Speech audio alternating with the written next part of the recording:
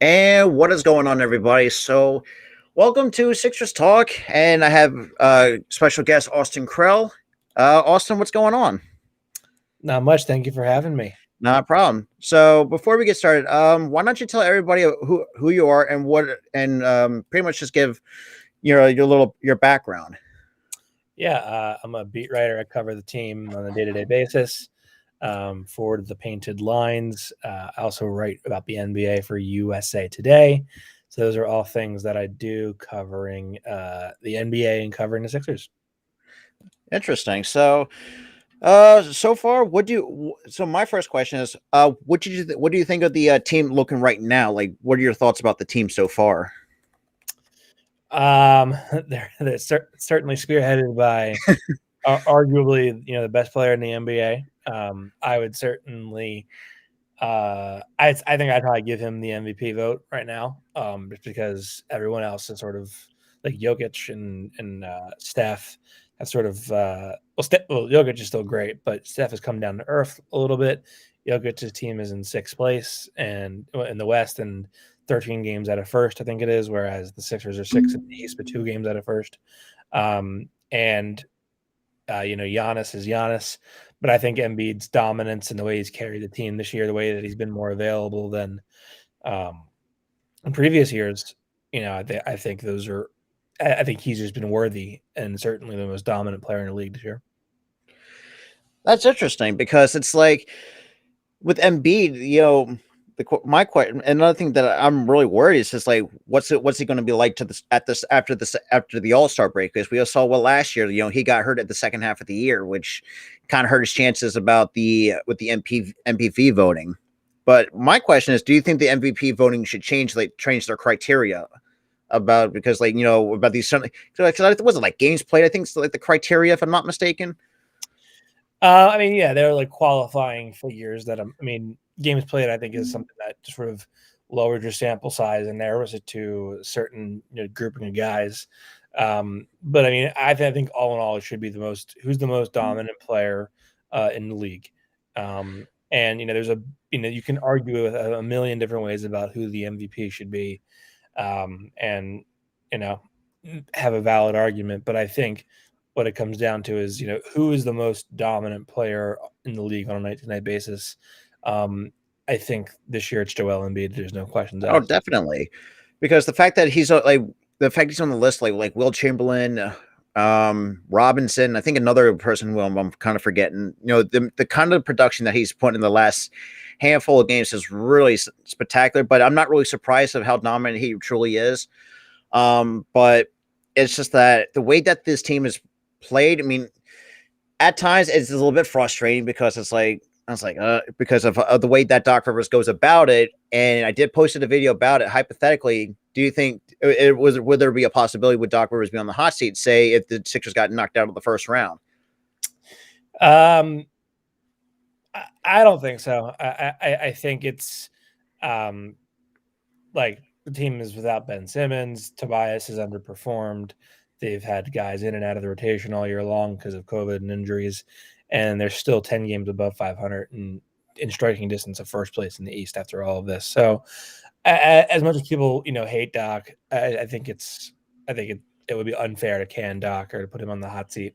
Now, if they get James Harden, or whatever the resolution of the Ben deal is, and at full strength they end up disappointing, yeah, there's certainly a conversation to be had there. I also don't think that the ownership group wants to, eat money and pay two coaches in Brett Brown and Doc Rivers, and then a new coach as well. Okay, because it's like I was talking to a handful of people, so let's just like at least give him another year, see if he can find a way to make adjustments. Which, pray to God, I hope he does, because it's like, and I kind of said this too. It's just like he's kind of like not got out of his ways from his Boston days. It's just like he's not really caught up to the speed of the new era of NBA basketball, where some coaches are making like on the fly adjustments, whereas like he's constantly burning through timeouts, and it's really kind of not really helping us much. But at times this team is winning. So I do think I wish, because I said to this too, like I would say just give him another year, because if he does underperform next year, would that conversation still be had about putting Doc Rivers on the hot seat, say if he does underperform going into next year. So you're saying like going into next year, will Doc be on the hot seat? Yeah, if he does, so let's say if he does underperform. Well, so I mean, I think like the floor for this team is probably a first round exit, because they literally don't have a max player playing, and the other guy is underperforming, and then Joel's been Joel.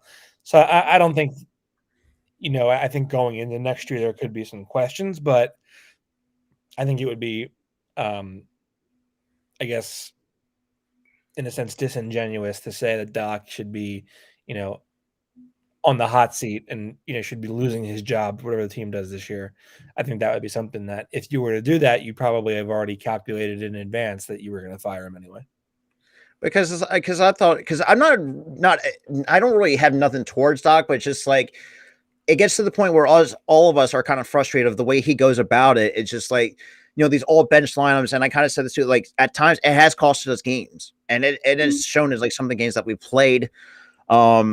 Obviously not compared to like last night, obviously in our win over the Lakers, but it's just like it kind of gets to the point where it's like, or what kind of moves? Now that kind of ties into my next question. What kind of moves do you think the Sixers should need to be making going into the trade deadline?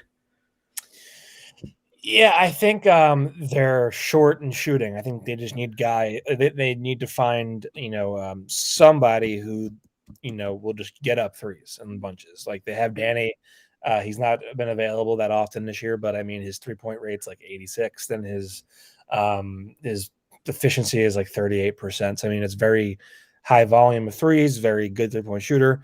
If he's if he's healthy, you need it. He's great for this team, and I think you need a lot of guys like that. Niang, same thing. I think what it comes down to is you ultimately just need guys that are going to really stretch the floor, and I don't think you can overstate just how important it is to make a help defender slide like 1 inch out of Joel's way because they're afraid of a shooter getting hot. And I think with if you just add like a Justin Holiday, let's say, that's the type of guy that if he gets going and he has 4 threes in the first half of a game, defense slides over 1/2 inch, and then suddenly Embiid has a runway to get to the basket. So my thing is, and that's the thing to kind of add to that, because we need someone like a Kelly Oubre. Once Kelly, like obviously we saw what Kelly Oubre did again with the Hornets, having 10 threes. It's just like we need something like that to really other than the starting five or help it off the bench because, well, I mean Niang, yeah, at times can have off games, so can Drummond, but those are decent bench pieces. But I think we just need to kind of tweak the bench a little bit because Shake Milton, I kind of feel like he's at the end of his rope, but I think I still have faith in Shake Milton, but he's got to stay healthy. It's just like this team, just I don't know what's going on with like how they're just like I feel like a lot of the misconception is about the the medical staff here in Philadelphia is absolute garbage. Like a lot of players are getting hurt. Like it's like there's something like that, all that, but. My thing is like, do you think there's a possibility we could get something like a Kelly Oubre and like another, off the bench kind of piece, that help kind of hold space out the floor, or like say like a Karis LeVert kind of player? Yeah, I mean, Karis LeVert's like a good prototype. I think like with Karis LeVert, the money's an issue. You think he makes like 17 million.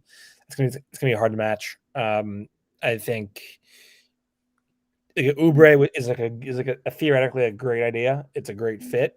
The problem is Charlotte's 5 games above 500, fighting for a playoff spot. He's a decent shooter. He's a big part of what they do. So I don't know that a team that has playoff aspirations is going to give up Kelly Oubre. They're not sellers; they're buyers, if anything. So I think what you're looking at is like Indiana, a team like them, where Karis LeVert, like you said, or Justin Holiday. Maybe a Sabonis, maybe. Sabonis is not the guy that I would go for just because he's a power forward and he is less of a spacer than Tobias Harris is. Okay, true. So I mean, I think like you're basically asking them to put more guys in Embiid's way, which makes no sense. If it were me, I'd probably ask the Spurs about Doug McDermott. I would probably go out west, see what it takes to get Buddy Healed. or maybe like a Tyrese Halliburton, those kinds of players to really help. Hopefully try to at least because I think all of us can agree we want to see this team succeed and have a championship since we really haven't had one since 1983. So I mean, it kind of shows like how much at times has been a problem. And it's just crazy seeing what our former players who have come through, obviously fail, and we're seeing like, Mikal Bridges, which and I'll be honest, that still pains me that the fact that we traded a homegrown talent away from here, it sucks, but I do. It's just I don't know, but so another thing is like, what are your thoughts on Matisse though? Like so far up to the season. He's been an incredible cutter. I think he's really gotten good at identifying cutting opportunities, and I think as a result, he's unlocked Embiid's passing a bit. His shot has regressed, as if that were possible, but it has regressed. That's a problem for me. And I think as somebody who you're going to have to start paying him a year down the road, 2 years down the road, that's a difficult decision to make. He's an all-world defender.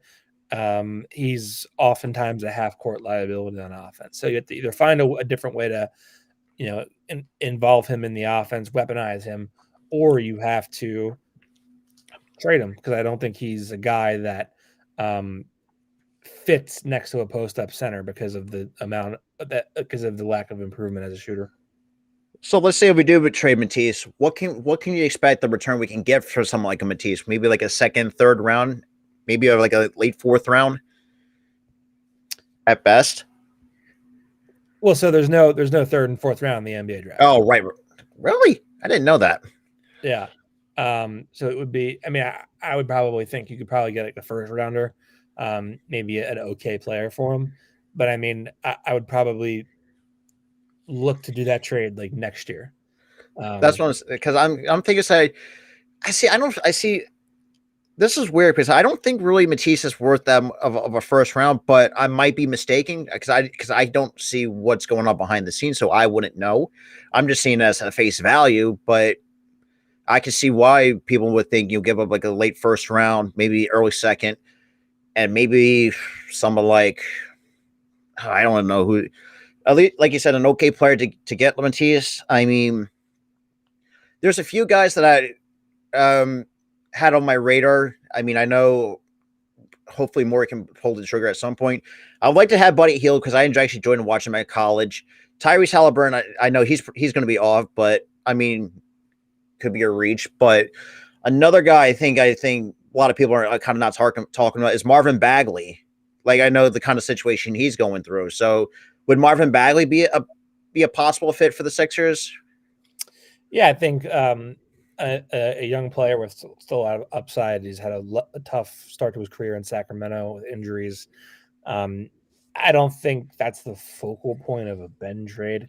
I think you would, if you have like a middle of the line asset or like a pick or a bunch of picks you'd be willing to give up, perhaps you could get Bagley. Other issue is that he's due for an extension pretty soon. I think he's going to want to probably get decent money on the market. Not that that's going to really matter what he wants, because he hasn't played enough to get to warrant that kind of value.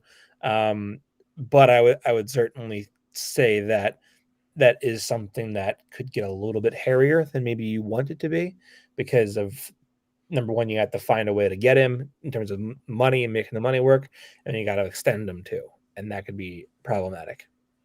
Because I've been reading too that he's like where's he playing at now? What's it? The Kings, if I'm not mistaken, Marvin Bagley.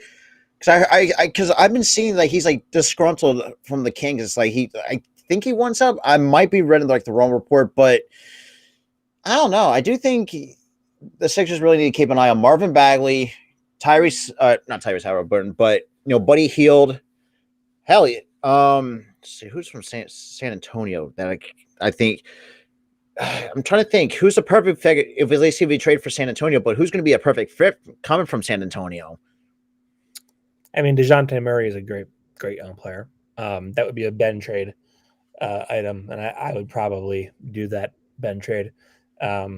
But Yeah, I mean, San Antonio he's their really only interesting piece. Um, I mean, I guess if not even that. No, I was thinking maybe Matisse, but Matisse is older than than Devin Vassell, so I mean that wouldn't make much sense. Yeah, I mean, I think San Antonio is kind of limited in what they have that's attractive. Maybe Derek White, but I think other teams can probably put together better offers for Derek White. I think what you're going to see at the deadline is like one or two goodwill moves that are small, but they basically reinforce that, like, hey, we're trying to get better here, and we're going to make a push here, but really their eyes are set on the off season when James Harden becomes available. Now that speaking of James Harden, would James Harden even be a perfect fit for Philly? Because it's like I know he's already getting up there in age. It's like how much longer does he have left in the tank? And we all know that at times people had that idea that he falls short in the playoffs. Like, I mean, look, I mean, I think he's still a great talent. What 33, 34 years old? I mean, I mean, I know he's struggling scoring wise. I mean, he's averaging a little over 22 a game, which I would. And look, I mean, it's really not as bad as it seems, but it's just like I can understand why James Harden wants out of Brooklyn because it's like without Kyrie, which I know that's another problem in itself, but I think I think, I do want James Harden. I really do because I think he can probably make this team a lot better and have some of the younger guys like a Tyrese Maxey kind of learn behind, kind of learn from, improve his 3-point shot, which has been decent. I think there's going to be a lot more work for Tyrese too at the same time. Yeah, Tyrese's progression has been nothing short of incredible, and certainly unexpected. I would certainly say that James Harden is obviously it's a top 10 offensive player in the world, and that's the prize of the Ben trade, I think, in theory. Now, I think like number one, the aging thing is interesting because he's looked worse since getting to Brooklyn. For the most part, I mean, his standard is so high that like him looking worse than what he usually does in Brooklyn is still better than like 85 to 90% of the league. But he's never been like a tremendous athlete in terms of pop or speed, but he reads the floor beautifully. He's an incredible shot creator. So I think his game has a chance to age fine. If maybe you're regretting it by his age 36, 37, but by that point, he'll already be in the last year of his deal. I think Harden's the guy that you definitely go for. A veteran who has gotten to the conference finals. I think from everything that I've heard, he's not loving his role with the Nets. So I think that would be the prize. See, that's the thing too. It's just like, and I understand why James Harden wants out of Brooklyn because obviously Kyrie can't play home games. Katie, I don't know what's going on with him because I don't know if there's any like beef between the two. I just know that that team's kind of falling apart at the seams. The way that I've been seeing like the last recent stretch of games. It's just like because if you look at it in the NBA, like the Nets are the second oldest team in the NBA, right behind the Lakers, or is it no? The Lakers are the second oldest team at the. Oh God, I'd probably say the Lakers. Just without even knowing, I would probably because I saw in the Sixers game like their team average roster is about like 30 years, almost 31 for the Los Angeles Lakers. I would probably say the Lakers are the oldest team in the NBA. I mean, LeBron's 37. They have Melo. They have Trevor Ariza. They have Dwight Howard. I would wager my best guess that they're the oldest team in the NBA. And I know, and I kind of said this too. It's just like it's weird to see like these players like Alonzo Ball, Alex Caruso, some of these young guys from the Lake or like any other team that kind of just walks. Another team finds a way to bring out their potential. Like we're seeing what Alonzo Ball's capable of. Obviously, with the time of the Chicago Bulls. I mean, we saw what was like Zach LaVine can do after he got traded from Minnesota. Like it's, I don't know. Like I don't know what's the reason behind that. Like what's the like? Do you have any like a best guess for that kind of reasoning for Minnesota? Or like no, like for some of these like players like like Alonzo Ball when he left Los Oh, Angeles or the Pelicans and go to the well, I mean, listen, Bulls.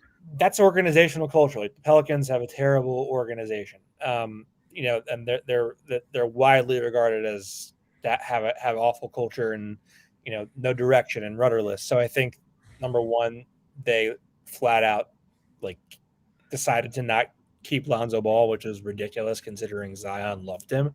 Um, but also, he had an opportunity to go to a spot where he thought he could thrive with a better culture, a better building block and foundation, and you know, um, he got there. I mean, it was a sign and trade, so I mean, the Pelicans, or yeah, there was some other. Well, no, was that a sign and trade? I think it was an outright. I think that was an outright signing. I forget, but anyway, um, and anyway, that just it's an organization fundamentally just failing, like flat out. It was ridiculous that they didn't keep him. They got like Devonte Graham instead, which was stupid.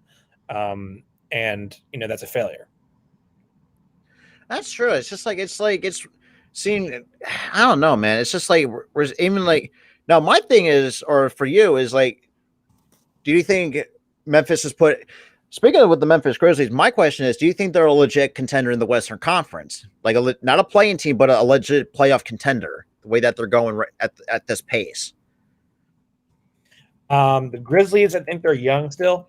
A lot to like there. A lot of good pieces on that roster. Um, I just think that they're inexperienced, and you're kind of like hoping, like behind John Morant, like obviously, Jaren Jackson Jr. has been really good. His shooting's down, and he's still like getting up pretty good numbers. Desmond Bain's been awesome. I think they're a very good team. They have a very solid foundation. Age does not typically favor young teams, with except for the rare exception of the Hawks. But I mean, I think they're on their way. So, I mean, with the Hawks, like, do you think the Hawks are gonna trade anybody at this point? For me, because I feel like the one guy I feel like is going to leave is probably John Collins at the trade deadline because I've been hearing that he's kind of in that similar situation as James Harden, but he doesn't like the. I might be wrong on that on what's going on with John Collins. Yeah, I think John Collins is not happy with his role in Atlanta. He got his money. Um, he's not happy with his role. My guess is he probably quietly requested a trade. I don't know that for a fact, but it's my guess. And I think my guess is probably that they will look to trade him by the deadline. Now, I think the Hawks are a situation where a lot of pieces, too many guys in one spot, and they need to like clear up some of that log jam and get depth elsewhere on the roster. So, do you think John Collins would be a perfect fit for the Sixers? Because I'm kind of it's like 50-50 with me because I think John Collins is still a good player. I mean, the impact he has, I think, is no question. I feel like the Sixers should at least keep an eye on him because the problem that I've seen with this team, we're getting out rebounded like it's not funny. But having someone like John Collins to help, with the offensive rebounds and getting all that stuff, I really feel like he can really help on that rebounding category. Yeah, I think the only problem you will have, um, will with John Collins is you need to then trade Tobias Harris because the, John Collins power forward, Tobias Harris power forward. You can't. There's no squeezing out small forward minutes for Tobias Harris. I just don't think it's feasible. So in that sense, I think you have to um, then trade Tobias if you get John Collins. Problem is, you gotta find someone that'll take Tobias. I don't know that person's out there. I don't know if the team's out there. And my thing is like, do you think it's possible to move on from Danny Green? Because I know his contract's a little bit cheap. I wouldn't move on from Danny Green because he's like literally exactly what this team needs. Um, in that high volume shooter, like I said, really accurate shooter. really good locker room culture guy. Players love him on the team. I probably would try to keep him, although obviously if there's an upgrade to be made, I can't say you don't do an upgrade there. But I mean, I certainly wouldn't be trying to find ways to get Danny off the roster. That's not what I would do. Now, my thing is like, how much longer? How much with Seth Curry? I know, obviously, probably one of the other than I mean, Al Horford's probably one of the biggest trades that we made. But acquiring someone like Seth Curry for Josh Richardson, I don't know what's his contract's like. I mean, do you see? For me, I would like to see. I don't know if it's like I don't how much. How long is this contract for Seth Curry right now? I think he has like a year left after this year, I want to say. Um, Because for me, I think he should at least get re-signed here because he has come out and said like he loves playing here. So I mean I think he's been one of our other better shooters that we had on the floor. I mean, yeah, granted he has been out with some injuries, which happens to everybody, but it's just like he's been when he's hot, like he's hard to stop. Like it's really from what I've seen. yeah. I think with Seth, it wouldn't. It would. There's a case to be made that you have to include him in a Harden trade, which obviously you do. Um, but I think if you can re-sign Seth, you absolutely have to. He's one of the best contracts in the NBA right now. Absolutely, and it's just like right now. I mean, obviously, we kind of, I think everybody talked about. But what are your thoughts about Niang, acquiring Niang and Andre Drummond in the this past all season? Like, do you think that really kind of helped improve the bench a tiny bit? Niang's been awesome, an awesome get. And I think people are like, "What do you mean? He doesn't defend. His shooting spotty." You're paying him like $3 million. Like he's a fine get for $3 million. Um, Drummond, I think, has had his warts, but generally overall has been very fine. And the thing is too, it's just like Shake Milton. Like, do you think Shake Milton? So, what are your thoughts on Shake Milton though so far? Do you think is there a possibility he might be on the move, or do you still keep him for like another like a year or two, trying to work things out? I think internally they're pretty high on him, and I think for that reason they might be a little bit reluctant to let him walk or to trade him. But I mean, I think there's certainly a finite ceiling with how good Shake can be. His jump shot has regressed each of the past 2 seasons. It's concerning. He's a decent enough ball handler in the second unit. He has great chemistry with Andre Drummond. But I mean, if there's a trade there to be made that and you need to get Shake and his salary into it, you do it. And that's the thing. So it's like right now, like, do you think there's a possibility the bench should be improved? Because I feel like Charlie Brown Jr. I know a lot of people didn't like the 10-day contract signing of him. It's like, but like some of the games that I saw, despite it being a short sample size, I thought he has flashes of being a good player for this team. What are your thoughts on Charlie Brown Jr.?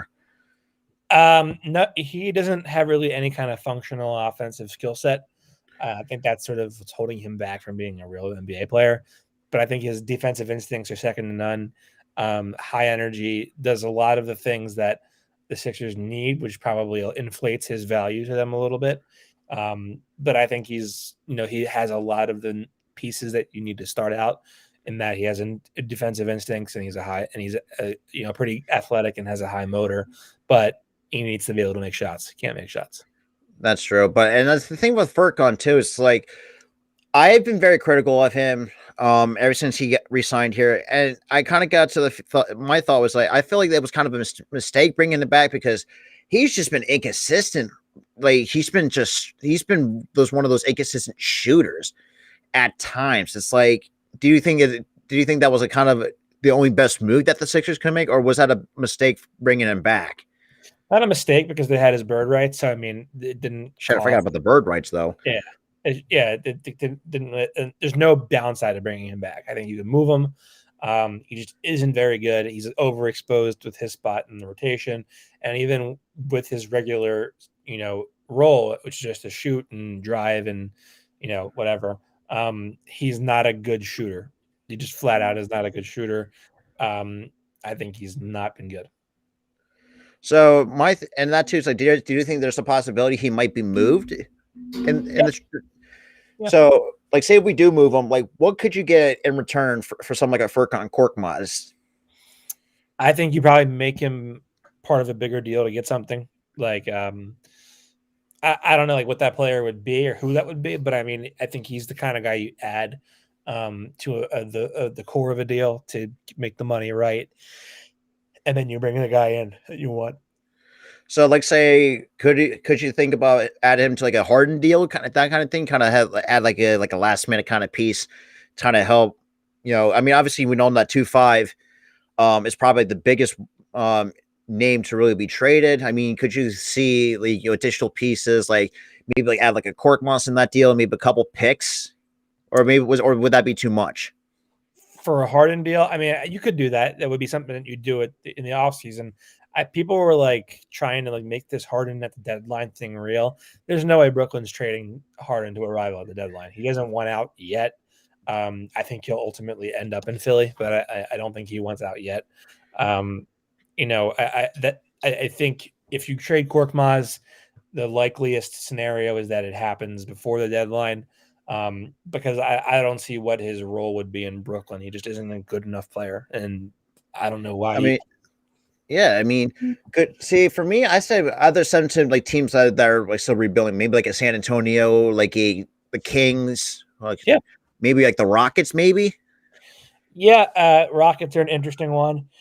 I was playing around with like a scenario where the Sixers trade like DJ Augustine, or trade for conflict DJ Augustine and some other stuff from Atlanta, from Houston. I would probably have interest in that deal. Um, I think ultimately like what you're going to be looking at for Korkmaz is like guys in the $15 million range because you already have like Danny Green who's 10 million, if you have to go that route, and then you also have Korkmaz who has his 5 million. So I think that would probably be ultimately what you're looking at, but I think a lot of different things could happen. Now, my question too is, like, out of the bad teams, like, who do you think has got the brightest future in the next 5 to 10 years? For me, I see the OKC Thunder. The way that that team is really starting to have themselves built up for the next 5 to 10 years down the road. Obviously, with SGA, I feel like SGA is probably one of the biggest bright spots of that Thunder team. What are your thoughts on the OKC Thunder so far? They have one cornerstone that I'm reasonably convinced of. Josh Giddey's a nice piece. I don't know what that shot is yet. That's concerning for me. They have a plethora of picks. I mean, they're ultimately going to end up, having some nice draft assets. If I had to put my money on one young team up and coming, it'd probably be the Pistons. Oh yeah, okay, that's an interesting one because I mean you still got Kate Cunningham. Um, who else is with? Jeremy Grant. The fact this is why at times I kind of get mad with the Sixers because it's like we're seeing these other players like Jeremy Grant who had a bounce back year. Kind of, it's like it kind of gets to the point where it's like we done some of those players dirty.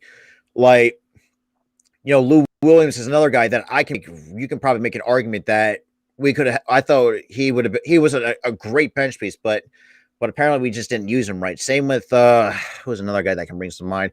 Drew Holiday, for another example, with the Milwaukee Bucks, and just seeing these older Sixers like kind of revive their careers with the teams that they're playing for now.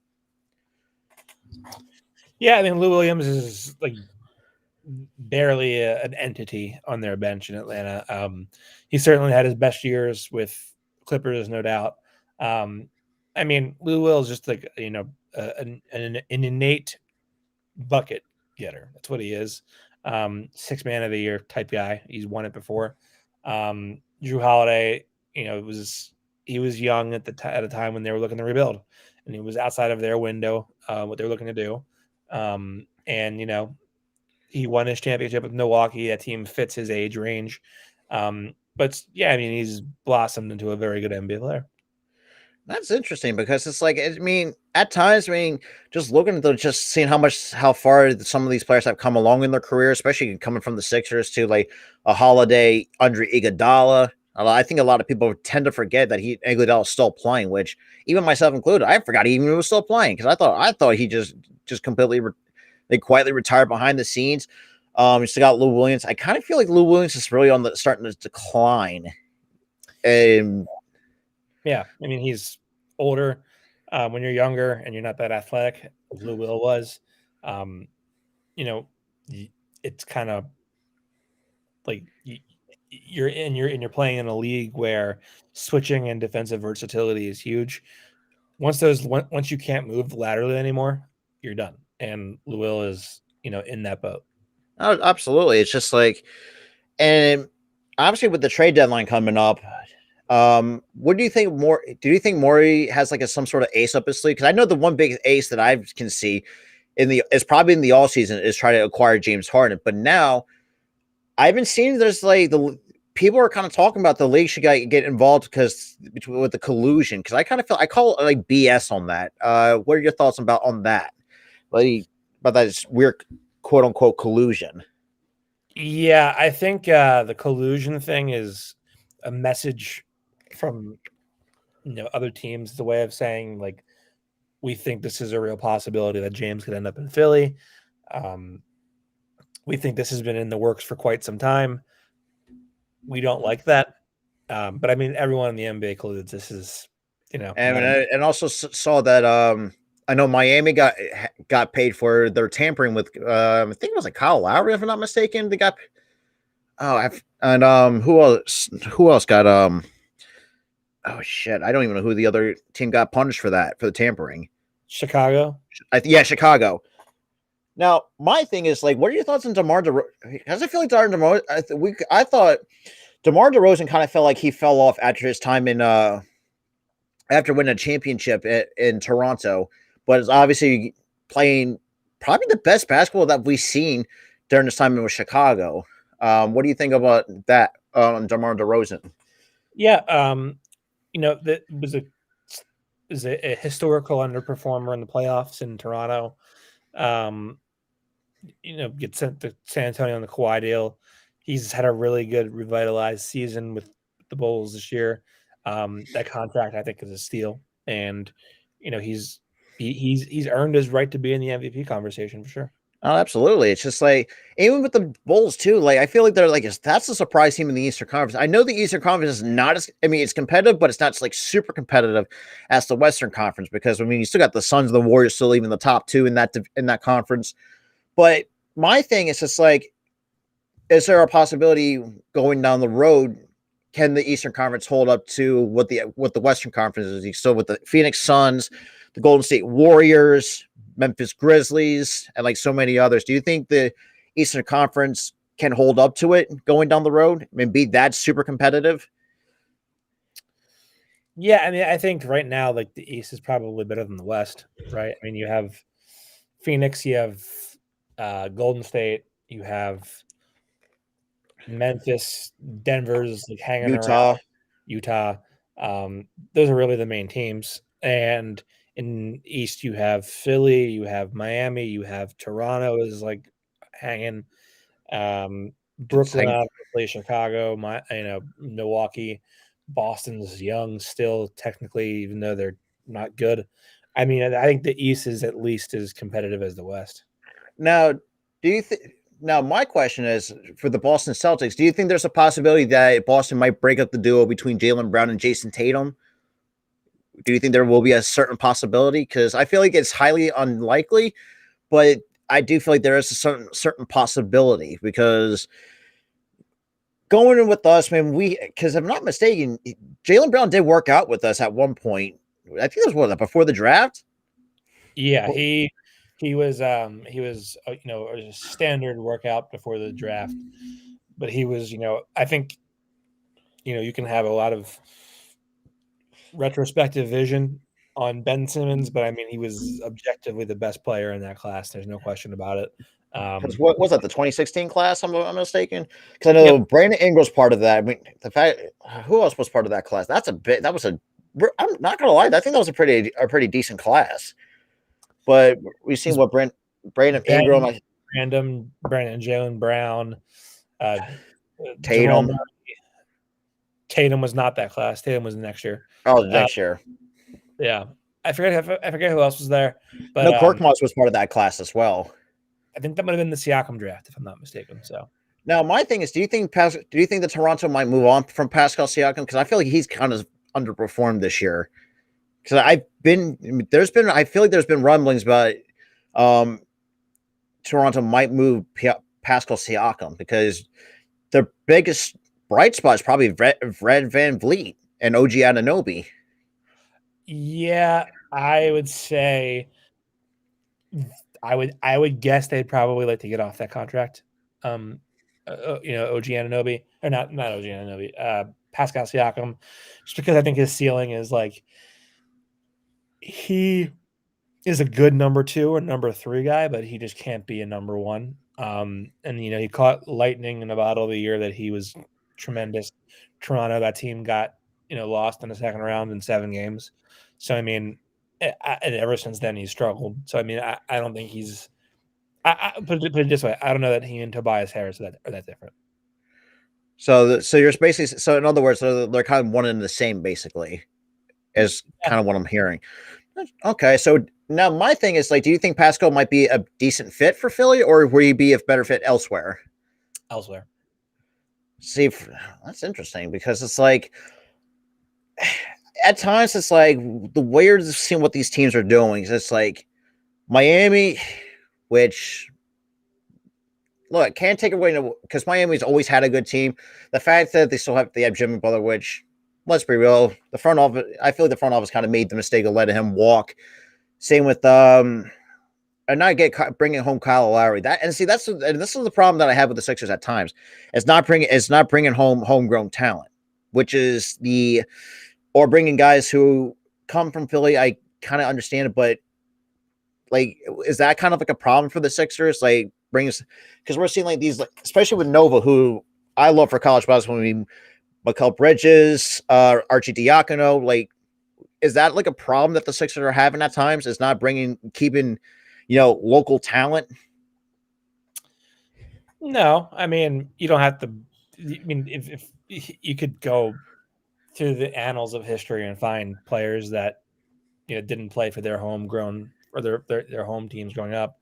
I don't think it's an issue. I mean, I think they've neglected some locals before, but I mean, it is what it is. It's part of the business. But I mean, that too, man. We had some pretty, yeah, man. But some man, some many players, great players over the years. I mean, most of us like remember AI, but Dr. J, like these older players. It's like I just wish like we need. Now, my thing is like, do you think AI could be like do you think AI would be like a decent like instructor for the Sixers? Like, could he be that perfect instructor to help out? So let's say like these younger guys, maybe like help out Tyrese Maxey improve even more on this incredible season. I think he probably has input and talks to them. I'm sure that they do that regularly.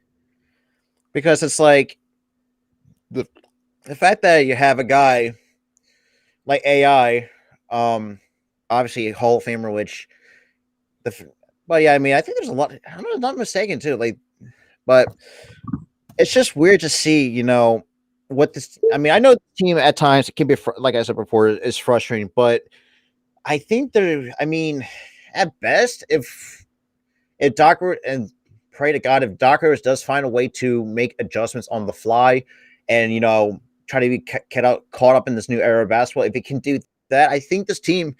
I think can go back to where they were, back into the Eastern Conference semifinals. But that remains to be seen because it's still too early to tell because we're at the halfway point. Um, but what are your thoughts on that so far? On Like right now, do you think Doc Rivers can find a way to make on the fly adjustments? Being yeah, I mean, smarter. I think he makes okay adjustments. I mean, he's not a great adjustments guy. I think he makes an okay adjustment time to time.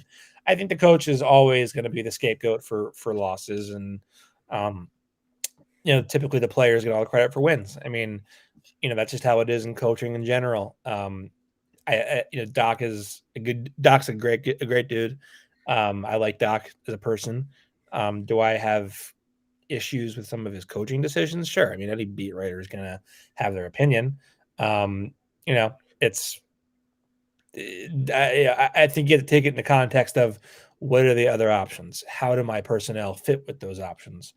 Are we in a better position given our personnel going to those options. I mean, it's not as simple as, oh, we'll just make the switch and that works. Like that's not how it works. You have to calculate in your head a lot of things very quickly when you make adjustments, especially if your personnel are not the most versatile personnel. They're not. Sixers aren't that athletic. They're undersized. That's a problem. It makes you kind of limits to what you can do in terms of adjustments. So, and I kind of, and I did mention the small all bench lineup. Is that a problem that you see sometimes that he goes to an all bench lineup on some occasions? Like, does that really like hurt us at times? Yeah, because they don't have a secondary ball handler, so they're trying to like force Korkmaz to be a secondary ball handler. He's not that, so I think that hurts your second unit tremendously. I think they would be much better off just staggering Maxi with the bench guys, and when Embiid's sitting, and then just letting Maxi do whatever he wants in the court. Honestly, So my other question is: do you think not having Shake Milton off the bench does that hurt the second unit a little bit too? yeah, Like, does Shake Milton's impact?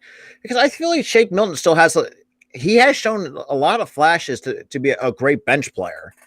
I mean, look, we still got Niang. He's kind of proven, on a very cheap, what of a steal of a contract. Was it like 2 years? Well, I don't even know how much it's me, worth. it was like 6.7 2 years. Jeez. So I mean, to be honest, and the fact that for someone like Niang who has really had now, I feel he has a bigger role here than he did with Utah. I think that was the last time he played for.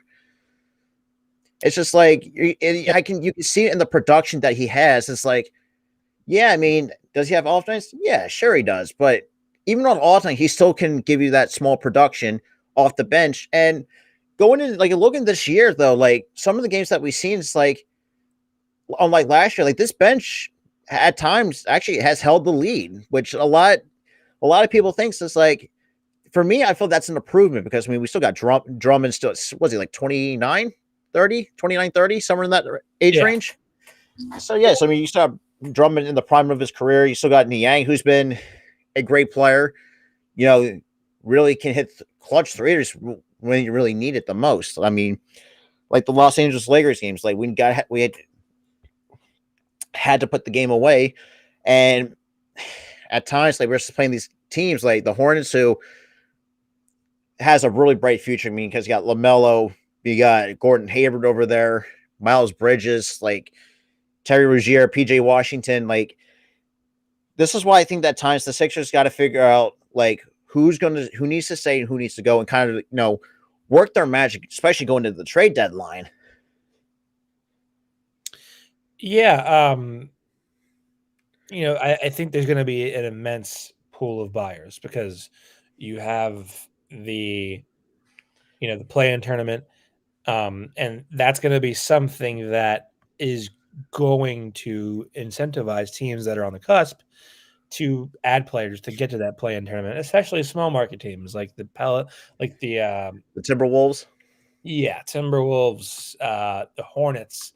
Those are examples of teams that are on the fringes of getting in. That you're like, let's try to get to that play-in tournament. Let's try to get over the top here and make a run in a playoff spot. Because if we get in, who knows what happens? We can always someone turns an ankle and suddenly the series is in our favor.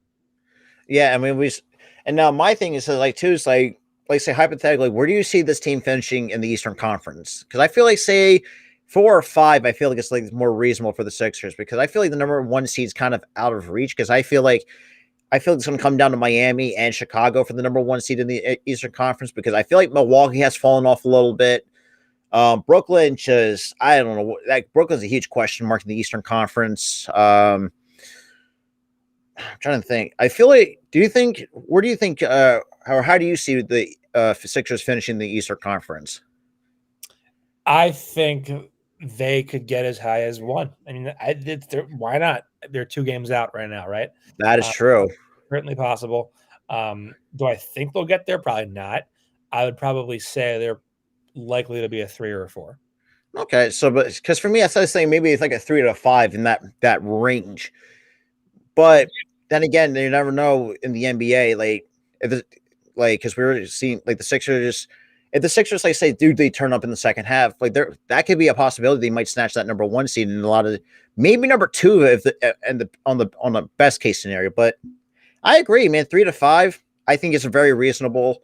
Um, but yeah, I mean, it's crazy. But the trade deadline is going to be very interesting this year. Um, Yeah, for sure. it's just like now my thing is, so like if you were the GM, like how would what needs would you address first? Do you would address the start the bench or the starting lineup, or adding like a few pieces here and there? Like say if you were in that position. I would start with the second unit because you need to add some things there, and especially shooting. I would again, I wouldn't make any big deals because I think you're trying to position yourself to get a superstar in the summer, and I think um, for now the best thing to do is to add a shooter in the second unit.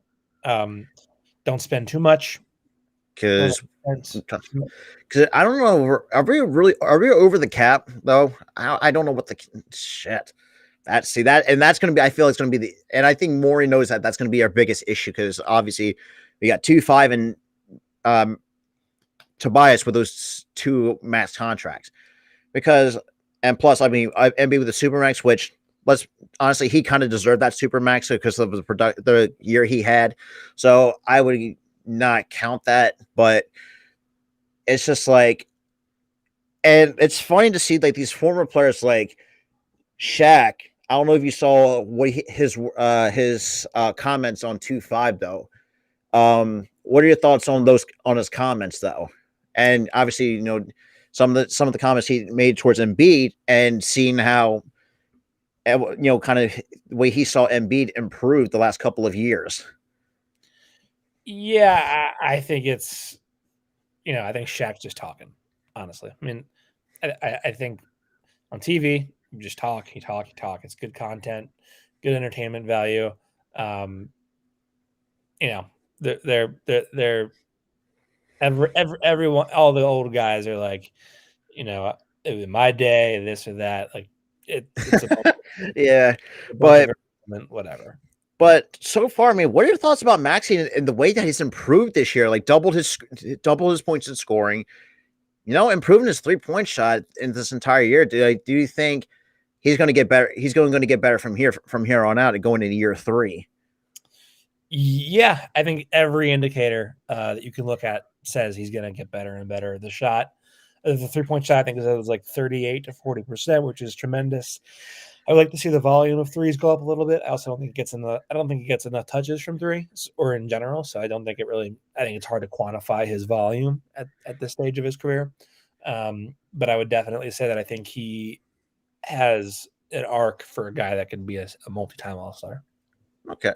So, and my thing is like, do you think he's going to be the point guard of the future, or do you think or do you think if you say we get a superstar in the summer, do you put Maxey back on the bench, or do you move him to the 2 guard? I think most point guards are 2 guards and point guards' bodies, and I think Maxey is no exception to that. So I think he's going to be a point guard.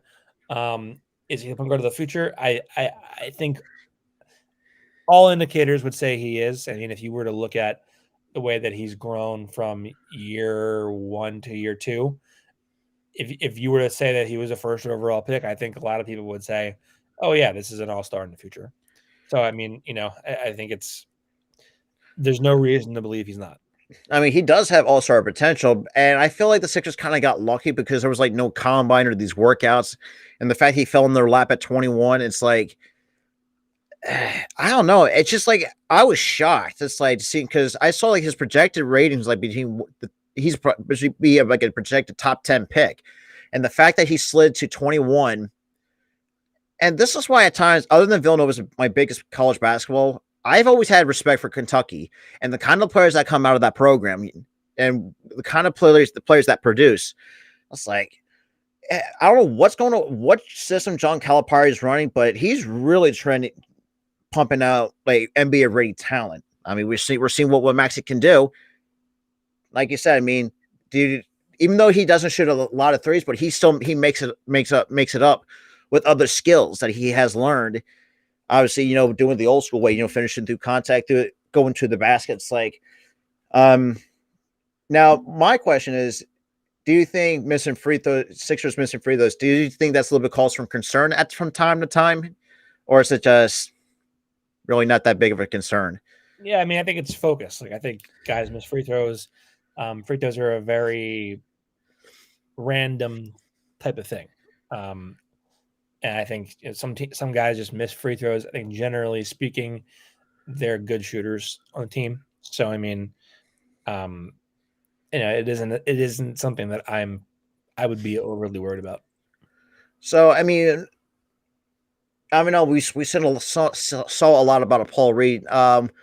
Do you think this guy also has all-star potential, and what do you and do you, how do you think his ceiling is truly is with the Sixers?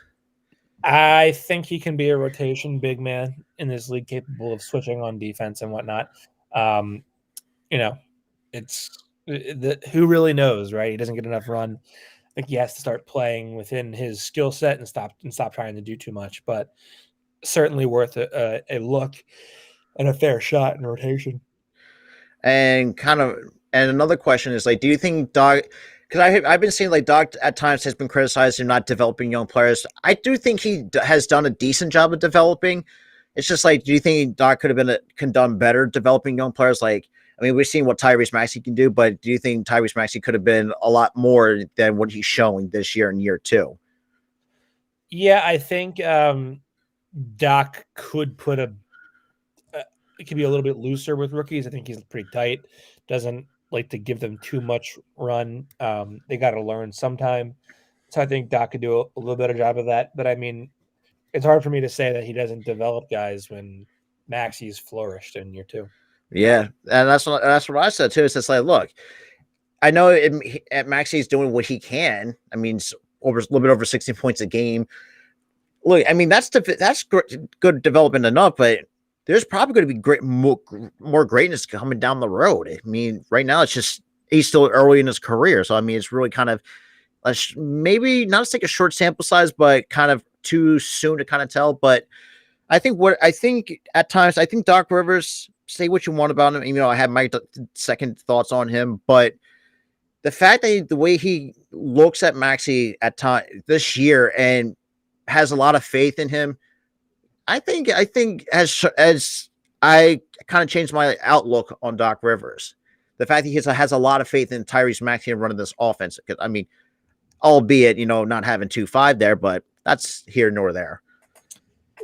Counterpoint: what other option does he have? That's true. That is true. Because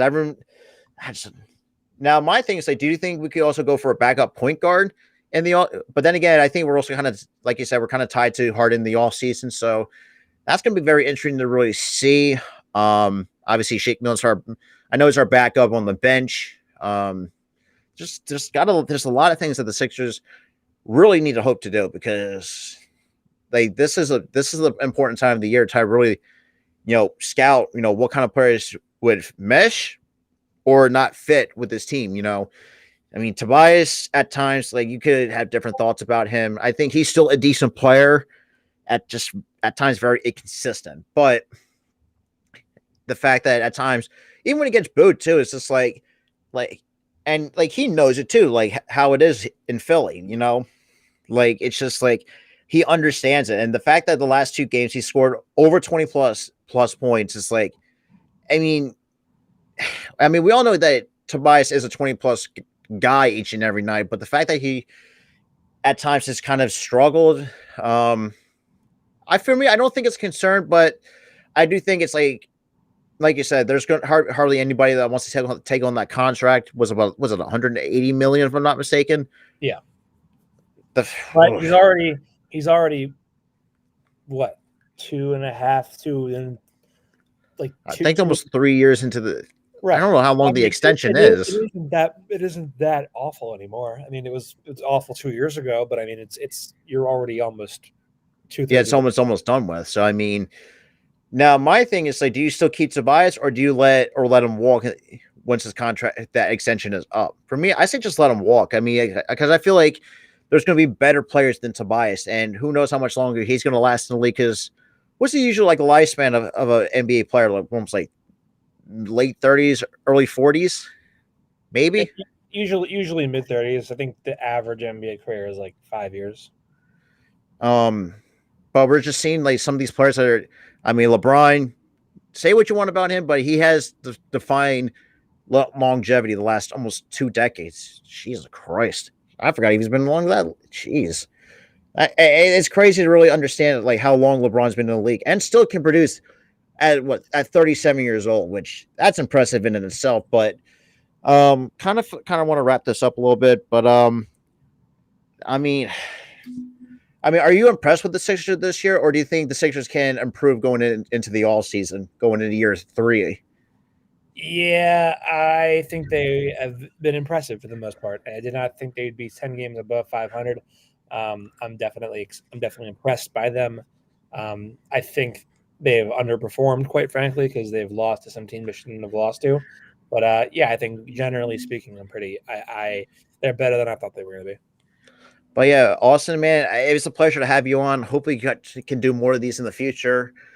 But for those who don't have not followed him on Twitter, I have his Twitter link in the description down below. Go give him a follow. Like, he is just one of those guys that I tend to follow a lot. Other than Shams and Woj, but awesome, man. It was a pleasure having you on. Hopefully, we can do more of these at some point down the road. Yeah, thanks for having me.